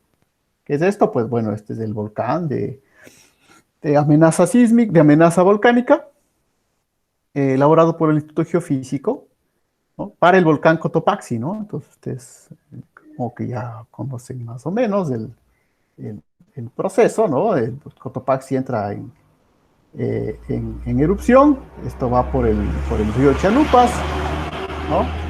Pasa por acá al río Verdeyacu y luego al Jatuyacu, por aquí estaría la Laguna Azul más o menos, ¿no? Y bueno, todo esto sale por acá, ¿no? A Puerto Napo, al Aguano. Entonces, como está aquí, ¿no? Hemos estado como zona de inundación por la Jara. Entonces, aquí es otro trabajo, ¿no? Aquí es otra cosa diferente. Aquí es ir al terreno, ir a buscar las señales sobre el terreno, de los materiales, de la sedimentología, de los perfiles estratigráficos, para mostrar precisamente pues que se producen estas zonas de inundación, ¿no? Y el otro fenómeno, como pueden ver, que también marca siempre un mapa. Verán que estos mapas están en el Instituto Geofísico, ¿no? O sea, yo simplemente he sacado esta parte de ahí. Verán que esto aquí inclusive les marca también la zona de caída de ceniza, ¿no? ¿Sí? 10 milímetros, 100 milímetros de caída de ceniza, ¿no? Entonces, ustedes ven, nosotros, aquí está el TENA, entonces la universidad está como, aquí está, por aquí está la universidad, ¿no? ¿Sí? Bueno, que estaría en la zona todavía de caída de ceniza, ¿no? Del volcán Cotopaxi, ¿no? Está un poco atrás, ¿no? Entonces, Profe, pero para hacer esos mapas de ley tenemos que tener el análisis en campo, ¿no? Porque claro, o justamente algo sea, que hablábamos en vulcanología de que no habían como estos mapas para todos o la mayor cantidad de volcanes. Exacto. Entonces, obviamente, pues, digo, para hacer esta parte, obviamente, si ustedes ven, las pruebas, las pruebas están aquí, ¿no? Más o menos desde aquí, desde aquí se hayan hecho los estudios, ¿no? Pero toda esta zona de acá, aquí nadie se ha metido a ver, por si acaso, ¿no? O sea, seguramente hicieron hasta por aquí, ¿no? Pero toda esta zona de acá, o sea, toda esta parte del río de Chalupas, precisamente, esto está estimado, ¿no? Estima ahí. Pero esto de acá, obviamente, sí hay pruebas, ¿no? Sobre el tema. Por eso les digo, es la otra componente de la amenaza volcánica, ¿no? Es una componente ya más geológica. Inicialmente estamos hablando de la componente sísmica. Esta es una componente geológica. Y claro, el trabajo es que esto se ha hecho para los volcanes principales, como el Cotopaxi, por ejemplo. Pero, por ejemplo, para el Sumaco es algo que todavía está estudiándose y ahí también pues hay varias componentes en las cuales se puede participar, ¿no? Porque igual para detectar esto, también, si bien, o sea, tampoco es una herramienta, también es hacer sísmica, ¿no? Obviamente hacer sísmica de reflexión para ver los estratos, poder ir determinando exactamente, por ejemplo, una idea que teníamos algún rato en el Sumaco era eso, ¿no? En los estratos que hay ahí, hay algunos, sobre todo algunos flujos de ceniza y de lava. La idea era hacer ahí sísmica para precisamente ver la profundidad, ¿no? Porque eso nos permite la sísmica. ¿Eh? También se puede perforar, ¿no? Pero si se puede hacer por sísmica, también se puede ver la profundidad. Y con eso también estimar los volúmenes de las erupciones, ¿no? Entonces, si ven, las herramientas son justamente complementarias. Como les digo, yo les he mostrado este mapa para el Cotopaxi, ¿no? Pero pues también pueden ver para los otros volcanes, ¿no? Creo que nada más de esto, porque bueno, esto ya. Bueno, esta parte, que hablamos un poco de lo que es la condición del Sumaco. Obviamente esto ya hay mejores imágenes en la tesis de Anderson Woman.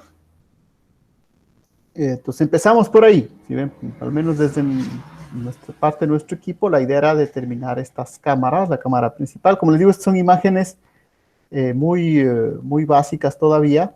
Ya en la tesis de Anderson, obviamente, ya las imágenes y la determinación de la profundidad, del tamaño de esta cámara magmática principal. De todas maneras, no sé si alcanzan a ver aquí, por ejemplo, acá está el reventador, que estaría alejado de esta cámara.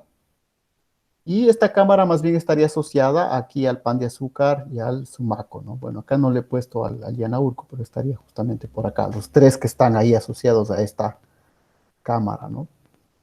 Como les digo, hay imágenes de la tesis de Anderson, pero verán que la acabo de presentar eso hace menos de un mes, así que hay un cierto, ¿cómo se llama eso? Que no se puede mostrar, pero me olvidé. Bueno, ahí se firman algo ahí para que no, todavía no podemos mostrar sus resultados durante un rato, ¿no? Pero yo entiendo que de aquí sobre todo que una vez que se publique el artículo, pues ya podremos mostrar esto, ¿no? Sobre todo para lo que es la parte del Sumaco, que puede ser uno que nos interese. Ahora, podemos ver ya las cámaras más superficiales. Recuerden ese mensaje importante del video, ¿no? De que hay estas dos cámaras, ¿no? La cámara de abajo y las cámaras pequeñas. Si estamos en un volcán que no ha tenido actividad durante los últimos 100 años, como parece el Sumaco, o el periodo de 100 años, seguramente no vamos a ver mucho ahí, ¿no? ¿Sí ven? Porque esa cámara ya se habrá enfriado y estará solidificada y será muy difícil de distinguirla del resto de la estructura volcánica. Pero en cambio, si ponemos sismómetros de banda ancha en el Sumaco, pues vamos a detectar ahí sí, ¿no? Estos LPs, al menos estos LPs, estos tremores, porque sí tenemos bastante información de que el Sumaco está activo, ¿no? Entonces, ¿cuán activo está? Pues para eso hay que hacer el experimento. Ahora, ahí sí el problema es los equipos, ¿sí? Porque esos equipos sí son mucho más caros, ¿no? Son mucho más caros que esos geófonos pequeños que tenemos nosotros, ¿no? Y una estación verdaderamente de largo periodo, con todos sus sistemas de almacenamiento, pues por lo bajo debe estar en unos 6,000, las más baratas, ¿no? Y generalmente son estaciones que cuestan unos $10,000 cada una, ¿no? Y además de eso, pues no es interesante ir a poner una sola, ¿no? Pues hay que poner al menos unas 4, ¿no? Es decir, una sería en el cráter y unas 3 alrededor del cono para poder justamente detectar estas señales, estos LPs, estos tremores que seguramente el sumaco está produciendo, ¿ya? Porque el geofísico, no sé, en la pandemia y hubo una exposición bastante amplia de la gente del geofísico sobre el sumaco, y una de las preguntas que yo precisamente les hacía es que si ellos tienen planes para hacer este experimento, y ellos dijeron que no, porque obviamente es muy lejos, no hay, o sea, no hay el financiamiento, eh, pero pues les digo, ¿no? Ese sería un paso interesante respecto a Sumaco. Al reventador no, porque ese estaba muy vigilado, ¿no? Ese pues ahí hay montones de estaciones ahí, todo está puesto, porque ya saben que ahí es además de ser más activo, además tiene por ahí los oleoductos, tiene Coca-Cola, pasa la carretera, entonces, sobre todo los oleoductos, sinceramente, eso es lo que manda tanta vigilancia para el reventador, ¿no? Si no, en mi caso le harían, ustedes se dan cuenta del Shanghái, o sea, ahí se pueden dar cuenta, ¿no? La importancia económica que manda ahí, ¿sí ven? ¿Por qué se vigila tanto el reventador? Pues nada, es por los dos oleoductos que pasan por ahí, ¿ya? Sí, los oleoductos del petróleo. El Shanghái, ahí hay una estación, ¿no? Una estación, a veces tenemos algún reporte, pero en cambio el reventador es un volcán mucho más vigilado, ahí hay por lo menos unas 10, 15 estaciones vigilándolo, ¿no? No hemos tenido actividad, pero si se acuerdan, ustedes deben haber sido muy niños. 2003 hubo una gran erupción del reventador, ¿no? Entonces, ahora, si ustedes leen los papers, justamente, ¿no? Ahí hay uno de los, bueno, se conoce una erupción sin muchos precursores. En realidad, sí se dieron los precursores estos, ¿no? El problema es que la dinámica fue muy rápida, ¿no? Porque, por ejemplo, en el Huava Pichincha, los precursores duraron años, o sea, varios años, se fueron detectando LPs, tremores, y vino la erupción. En el reventador fue cuestión de 2 o 3 días, ¿sí? Pero sí se detectaron, o sea, el geofísico tiene esas señales, pero igual, ¿no? O sea, el problema ahí era que en ese mismo momento estaban en actividad el Tungurahua y el Tungurahua y el Pichincha, y obviamente la mayor parte del esfuerzo estaba dedicado a vigilar esos volcanes, y cuando vieron esas señales del reventador, pues dijeron, si es que sucede algo ya, y fue muy rápido, ¿no? Fue en 2 o 3, casi un día, desde que se empezaron los primeros LPs a registrar, y enseguida ya vino la erupción. Entonces sí se produjo, pero una vez más, la rapidez con que se produzca depende del volcán, ¿no? Ahí depende de los volcanes. Entonces, eso era el complemento a nivel de estas diapositivas. Y en el tiempo que nos queda, como les digo, esta parte que les voy a mostrar en cambio del MATLAB, con algunos ya lo hicimos, no me acuerdo si es que sinceramente. O sea, es que les digo, el problema es que esto lo hacíamos de geofísica, pero para cuando teníamos más tiempo, ¿no? Como con los que tuvimos que ver este curso resumido, que igual aprovecho para comentarles, porque sí, también son cuestiones de la universidad. Recuerden que yo les había indicado de que la primera indicación era de que íbamos a hacer dos módulos para el siguiente curso. Pues hoy día no, van los mismos 3 módulos, ¿sí? Por eso tenemos hoy día que otra vez reescribir toda la distribución académica. Entonces, de ¿Y todas por qué? maneras, la razón que me explicaron específicamente es porque para cambiar de 2 módulos a 3 módulos, tenían que hacer una encuesta, un estudio, que no había el tiempo, y que en realidad ya había, y es el problema, verán, el problema es que algún rato se hizo como una encuesta, eso fue al inicio de la pandemia, creo, ¿no? Y se midió el nivel de satisfacción de los estudiantes, si preferían 2 o 3 módulos. Acordarán que en esa encuesta están ahí sus nombres, ahí ustedes pusieron. Y ahí la mayoría salió que quería 3 módulos. Así que volvieron a sacar esa encuesta, o sea, me refiero a la dirección académica, el vicerrectorado académico, pues dijo, miren, ahí esto, los estudiantes están contentos con los 3 módulos. Les dije, pero eso ha cambiado, porque ahora es otro escenario. Bueno, no, eso es lo que tenemos, seguimos con los 3 módulos, y es por eso que hoy en la mañana, y hasta hace un rato nomás, estamos otra vez cambiando toda la distribución para dejarla en los tres módulos. Entonces, eso también vale la pena comentarles porque pues es parte de la universidad, ¿no? Yo sé que a veces estas noticias tardan en llegar, pues bueno, al menos si es que estamos ahí, hay que comentar a los estudiantes y miren, próximo semestre, igual, vamos a seguir con los 3 módulos. Pensábamos que íbamos a hacer solo 2, que era mi personal idea de que en realidad sea solo 1 al menos. No, bueno, seguir con los 3 módulos. Y entonces por eso les decía en los 3 módulos, ustedes ven que el tiempo, por más que nosotros tratemos de utilizarlo al máximo, no es lo mismo, ¿no? Pues vemos el trabajo que les queda hacer a ustedes por su cuenta es bastante más amplio, ¿no? Así que, por eso les decía, con algún, creo que 1 o 2 de los que están en el curso, sí hicimos el curso normal de geofísica, y ahí veíamos cómo hacer estos cálculos de los espectros y espectrogramas, que es lo que quisiera mostrarles. De todas maneras, también otra herramienta que me parece importante mostrarles es, como siempre,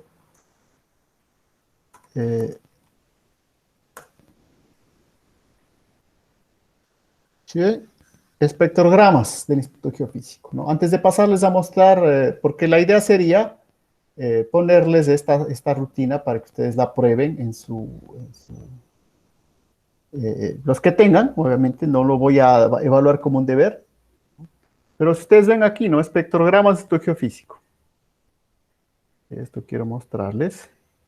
Entonces, esto pueden ver. Les quiero mostrar de la estación Saga, ¿no? Porque es la estación del Shanghái. Instrumento, estación sísmica infrasonido, es decir, también detecta infrasonido. El nombre de la estación. Aquí ustedes pueden ver algunos espectrogramas. Aquí siempre tienen que reportarse cuando quieren ver esto. Aquí hay algunos componentes, si ven. El sensor de banda ancha, que generalmente es el que nos interesa, ¿no? El sensor sísmico de banda ancha, pero de alta ganancia, el sensor acelerométrico y el sensor de periodo corto. Si ven, son estaciones, por eso se llaman de banda ancha, tienen todos estos sensores. Por si acaso ustedes esto pueden entrar por acá, ¿no? Si ven, estamos acá en EduPN, Shanghái. Generalmente, yo les digo, para esta página web del geofísico lo más fácil es escribir en el Google. Yo escribí ahí Shanghái, para caer acá, porque si no entran a la página web y hasta estar. Yo escribí Instituto Geofísico Estación Saga, que es la estación del Shanghái, Saga se llama, y me da esto, ¿no? Espectrogramas. Y entro acá. Entonces vamos a ver el día.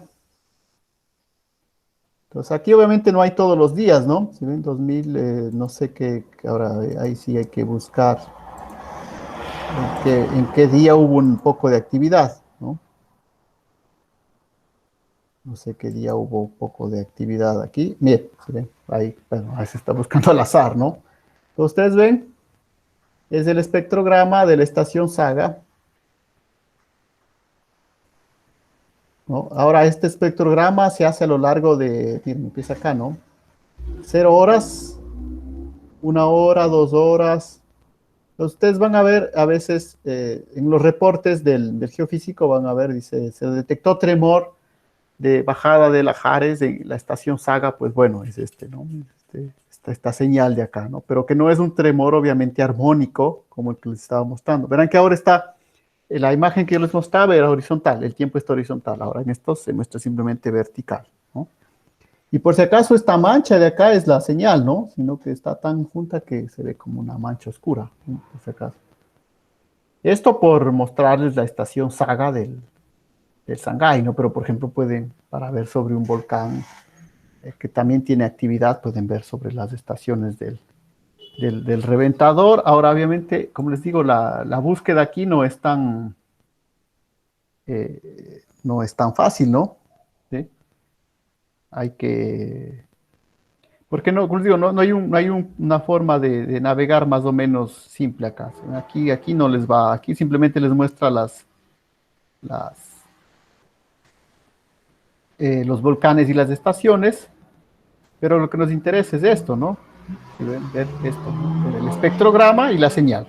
Entonces el espectro no hace falta, porque aquí mismo ya vemos la frecuencia, ¿no? Entonces acá está, miren, Acá está la frecuencia, ahora la frecuencia está en el eje horizontal, 0, 1, 2, 3 hercios. Esto una vez más, igual esto pues es automático, ¿no? No es que alguien está calculando esto, eso directamente la estación lo... Ustedes pueden ver, hay veces que la estación deja de funcionar, no transmite, hay unos espacios por acá, acá se corta, ¿no? Puede ser problema, lluvia, cayó ceniza en la antena, etcétera, etcétera. Pero por si acaso luego también esto se puede solicitar, estas estaciones, ¿no? Sí, los datos de estas estaciones. Sí, por ejemplo, Saga 2000, no sé, veamos acá si es que tiene datos justo el día de hoy. No, generalmente el último día no tiene todavía, ¿no? Pero pongamos acá 2 de abril. No, todavía no, nada. Sí, miren, acá está, en cambio ya. Sí, el 1 de abril ha habido alguna actividad interesante acá en la estación Saga. Entonces, justamente ustedes pueden ver, ¿no? Acá están estos sismos, son los sismos que serán seguramente sismos híbridos. ¿Sí? Son sismos híbridos relacionados con el volcán, con la erupción del volcán Sangay, con el proceso eruptivo del Sangay. Si buscan acá, si entran acá y buscan exactamente el día que ha habido las erupciones grandes, pues van a ver esa actividad, no tanto en sismograma como en espectrograma. Y algunas de estas se pueden solicitar si algún momento quieren usar los datos, ¿no? Para hacer la graficación por sus propios softwares. Pero pues les garantizo que no es fácil eso de que les pasen los datos o sea, hay unos datos del Instituto Geofísico que son más fáciles para que por ejemplo, esto del, del, del catálogo, ¿se acuerdan? Del catálogo sísmico que necesitamos para la ley Gutenberg-Richter. Eso es cuestión de llenar un pequeño formulario que por ahí les van a enviar, ¿no? Pero, por ejemplo, la señal digitalizada es más difícil, ¿no?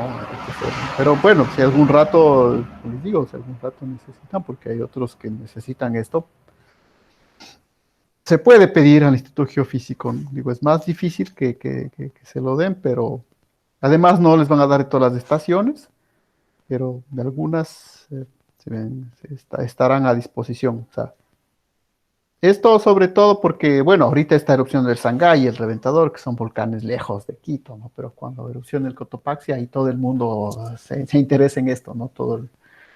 Parece, ¿no? Toda la gente es vulcanóloga, así, ¿no? Como ahora más o menos en la epidemia del COVID, todo el mundo sabe algo de COVID.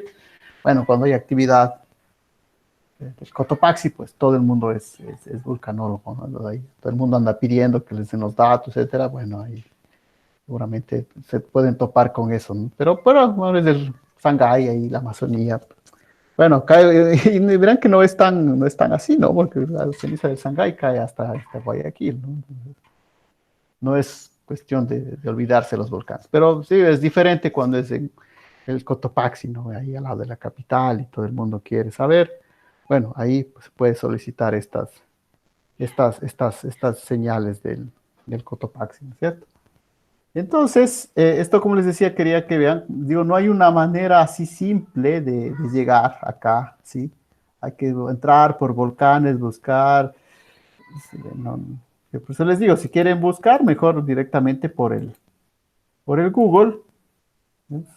Y pueden entrar a ver esta o de las otras señales de los otros volcanes, ¿no? Porque, obviamente en el Tungurahua, en el Pichincha van a ver que no hay actividad, ¿no?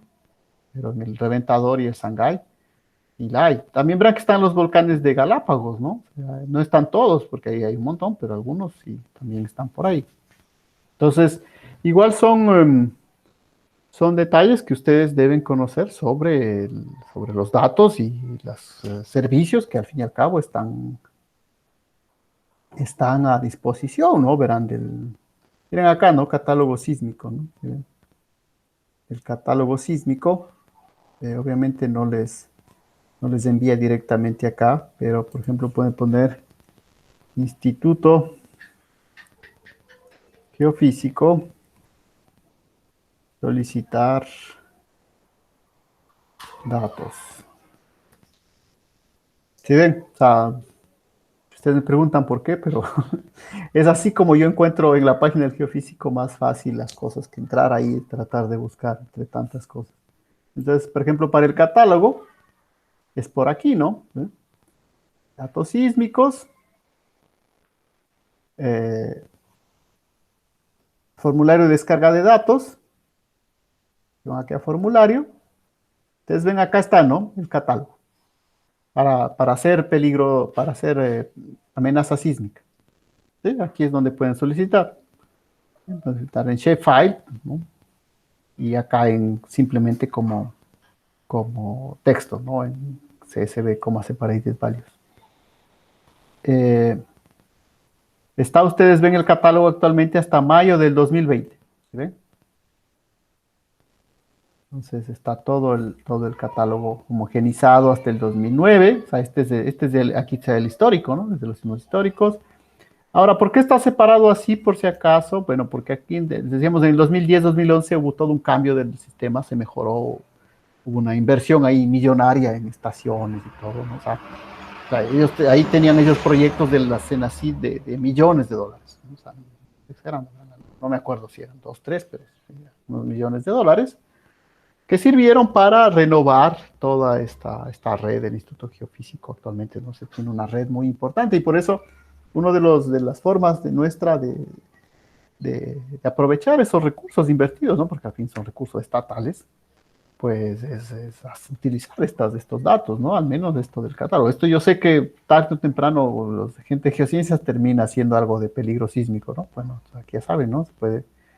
Y esto es más automático. Aquí ponen los nombres, y ponen que les manden todos los catálogos, y les llega el catálogo, ¿no? Aquí hay otros, ¿no? Por ejemplo, aquí para amenazas, ¿sí? Amenazas volcánicas, justamente, por eso también les quería mostrar.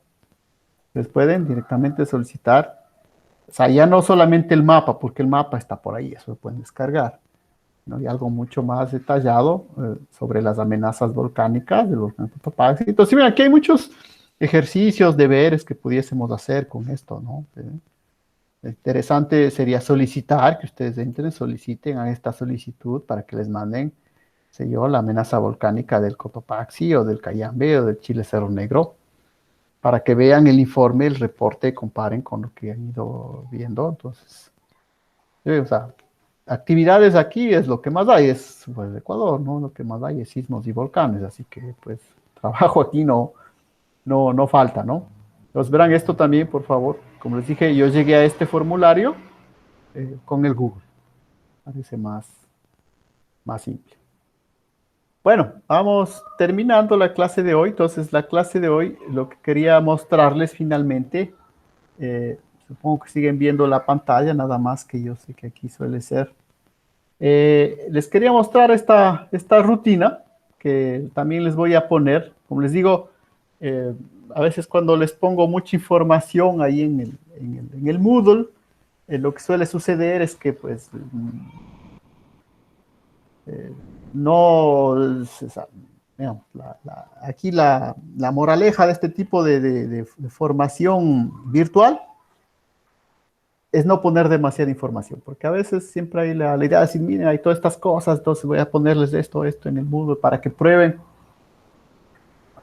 O sea, digo, por lo menos lo que sí no ha faltado es el video de la clase, ¿sí? Por lo bajo. ¿Ya? Las diapositivas ya habíamos dicho por qué no les iba a poner, aunque estas, por ejemplo, estas que vimos ahora no implican ni fórmulas ni ejercicios, ¿no? Son conceptos, valdría la pena. El video, obviamente el video de que vimos al inicio, también es importante ponerles esa dirección de ese video, ¿no? Y esta rutina de MATLAB que quiero analizar para, como digo, terminar ya la clase, ¿cómo hacemos los espectros y espectrogramas? Entonces, igual, empezamos por una señal, ¿sí ven? Este feed open. Bueno, esto es para limpiar el ambiente de trabajo. Aquí hacemos este feed open, vamos a leer un archivo. Entonces, generalmente estos archivos son archivos binarios, ¿no? No son archivos no son como el archivo que les envié para hacer la Gutenberg Richer, ¿no? Que era un archivo de texto. No, o sea, aquí generalmente no vamos a guardar una señal en formato texto porque va a ser una cosa enorme, ¿no? Igual aquí no les he puesto una señal real, sino una señal sintética, porque lo que me interesa aquí es que vean cómo se ve la frecuencia, ¿no? En el espectrograma y en el espectro, porque si no a veces eso me da cuenta de que sí, hacen funcionar pero después no entienden bien dónde mismo estaba la frecuencia, ¿no? Entonces, vamos a utilizar una señal sintética, ¿no? SIG-EG, pero es una señal que está escrita en formato binario, entonces tienen que estar claros, ¿no? Que no es un formato que se puede abrir y ver, ¿no? O sea, son números al final, pero no se puede, o sea, debe estar comprimido. Entonces, utiliza el file open para abrir.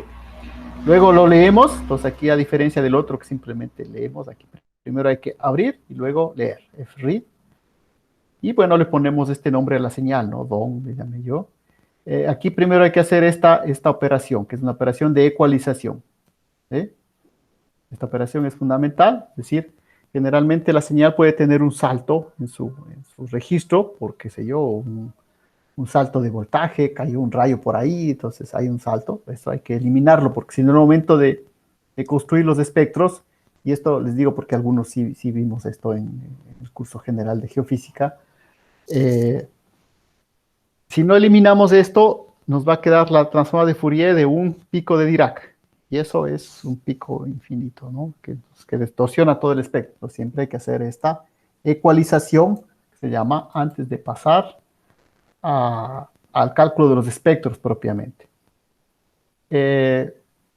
Entonces, el espectro, pues simplemente es esto, ¿no? Para sacar el espectro es el valor absoluto de la transformada de Fourier. Entonces, abs de FFT. ¿Sí? Para obviamente tener eso, también necesito algunos datos como la frecuencia en que he muestreado mi señal, en este caso es una frecuencia de 10 segundos. Bueno, calculo el paso de muestreo, que es el inverso, el número de puntos. Y esto es importante, ¿no? ¿Cómo construyo ese vector T? ¿Sí? Entonces, el vector T, el vector horizontal, donde voy a graficar, no lo puedo construir como quiera, ¿no? Está relacionado con el paso de muestreo y el número de puntos de esta manera. Los voy a graficar simplemente el tiempo con el número de puntos. Bueno, aquí es para que se vea el gráfico. Y el espectro, ustedes ven acá, el espectro, como dice aquí, el espectro debe estar normalizado. Es decir, divido para el máximo valor del espectro. Y luego construyo el eje de la frecuencia. Entonces, el eje de la frecuencia igual en el espectro no tiene cualquier forma, tiene esta forma específica de acá, que obviamente, pues yo les voy a dejar indicado, pero no tenemos todo el tiempo para detallar por qué tiene esta forma, ¿no? De 0 a 1 dim, len, etcétera, etcétera. Eso es en base a ciertas propiedades de la transformada de Fourier, porque verán que tenemos una señal en tiempo, y el tiempo, bueno, pero en cambio para el espectro necesitamos poner frecuencia. Y hay una relación entre el eje de tiempo y el eje de la frecuencia que se calcula con esto. Luego hacemos un plot normal entre el eje de la frecuencia y el espectro. Y finalmente pasamos a la tercera herramienta, que es el espectrograma. Ahora, estas dos de acá, ¿sí? Estas dos primeras, tiene que funcionar normalmente en el Octave también, para si alguno estuvo utilizando el Octave para esto. Eso no tiene por qué fallar. En cambio, para lo que queda, para el espectrograma, ahí sí no les garantizo que el Octave pueda hacer todo esto, porque aquí sí entran algunas funciones para calcular el espectrograma, que consiste en coger la señal, le vamos a aplicar una ventana, un window, en este caso una ventana de Hanning, ¿no? Y vamos a ir calculando el espectro en cada una de esas ventanas, y luego vamos a sumar esas ventanas y vamos a mostrar esa señal del espectrograma en forma de un mapa de colores, ¿no? Que son esos colores que se observan. Entonces, estas funciones, por ejemplo, Hanning de aquí, y este specgram propiamente, si ven el specgram, que es el que hace el espectrograma, ¿no? Que al final simplemente es eso, ¿no? Una transformada de Fourier en varias ventanas y luego lo une y lo representa como mapa de color. Entonces, esta función specgram no sé si esté en el Octave, ¿no? Pero bueno, para los que utilicen el Octave. Entonces, yo les he mostrado algunos de estos ejemplos en señales reales, Aquí les voy a mostrar en una señal sintética para que vean un poco. Nada más que aquí le voy a cambiar el tiempo, porque yo vi que el tiempo estaba mucho máximo T. El XLIM le voy a cambiar solo hasta 10 para ver al inicio. Porque si no, no se veía mucho. Bueno, si no, volvemos al original, ¿no? Entonces, si ven, son esos tres gráficos que son la base de la sismología volcánica, que nos permite ir detectando luego estas, o sea, ir diferenciando estas señales.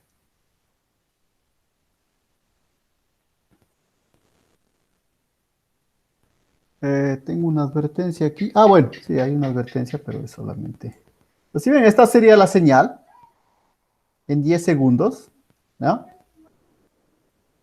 Este es el espectro. Si ven, es una señal monocromática, tiene una frecuencia exacta en 2.5 hercios. ¿Sí? Si ven, frecuencia hercios, esto es tiempo en segundos. Quizá esto me falte poner aquí, ¿no? ¿Verán? Que faltaría tiempo segundos. Bueno, la amplitud de acá, eso depende, ¿no? Pero aquí sí el tiempo es en segundos. Y el espectrograma, bueno, está acá, ¿no? Pues verán que estoy haciendo para toda la señal. Entonces no me conviene hacer todo para todos los... Aquí hay 100 segundos de la señal, ¿no? Vamos a hacerle, para terminar, el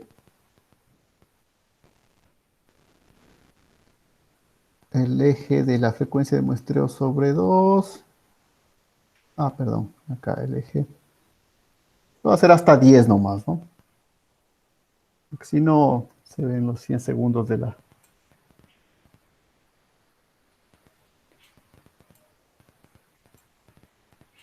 Entonces, bueno, este sería la señal. ¿Sí? Amplitud versus tiempo, y acá es el espectrograma. Entonces, ustedes ven acá la frecuencia, acá se ve de esta manera. ¿Sí? Pero lo importante del espectrograma es que me muestra cómo cambia la frecuencia en el tiempo. Entonces, en este caso, como es una señal monocromática, simplemente por eso les digo. Entonces, si ven, la frecuencia permanece constante a lo largo del paso del tiempo, ¿no? 4, 5, 6 10 segundos. Tenemos esta línea recta de acá, ¿no? Entonces, simplemente se muestra con un mapa de color, es decir, donde está más oscuro es que hay frecuencia. Entonces, en este caso, la frecuencia va así. Ahora, nada más que verán que en los espectrogramas que muestra el geofísico, este gráfico estaba girado, ¿no? Este gráfico, este eje estaba horizontal y el tiempo vertical, porque ahí está en horas. Nosotros estamos haciendo en segundos. Entonces, si ven, esta es la rutina, son unas rutinas básicas, digamos, para analizar cualquier señal de origen sísmico, en realidad cualquier señal, sea de radio, de lo que sea, señal que sale de un instrumento musical, puede ser. Pero son las tres herramientas, los tres gráficos que podríamos nosotros, podrían ustedes practicar un poco, ¿no? Como complemento también a esta parte de la materia. De todas maneras, les insisto, esto no irá al examen de mañana. El examen de mañana será sobre los ejercicios estos que hicimos sobre amenaza sísmica, ¿no? Entonces, un ejercicio similar, obviamente no el mismo, verán que habrá alguna cuestión que haya que resolver. Profe, y por ¿Sí? ejemplo una pregunta, ¿y ahí cómo yo sé a qué señal, o sea, por qué razón se dio esa señal? Esa parte creo que no me quedó claro. Ah, no, es que esta señal, y esta señal es una señal, Sintética. no es una señal real, ¿sí? Es una señal sintética, o sea que yo la creo, obviamente, simplemente resolviendo la ecuación del oscilador armónico. Entonces, no es un oscilador armónico, ¿no? Artificial, o sea que es la ecuación del oscilador armónico, no sé si vieron ecuaciones diferenciales. Al resolver esa ecuación numéricamente me da esta señal. Pero eso les digo, aquí lo interesante es que más bien vean el resultado que se debe obtener. Ahora, obviamente esto haciéndolo para un tremor volcánico o para un sismo volcano tectónico, justamente vamos a ver las diferencias que les había mostrado en la exposición, ¿no? Entonces, es eso, ¿no? Pero no, en este caso yo les muestro no para una señal específica de un volcán, sino para una señal sintética que yo mismo la creo, ¿no? Resolviendo una ecuación diferencial, ¿no? Pero es para mostrar que, por ejemplo, la resolución de una ecuación diferencial del oscilador armónico obtengo justamente una frecuencia de resonancia, ¿no? Que sería esta, y que en cambio se ve como espectrograma aquí como una línea recta, ¿no?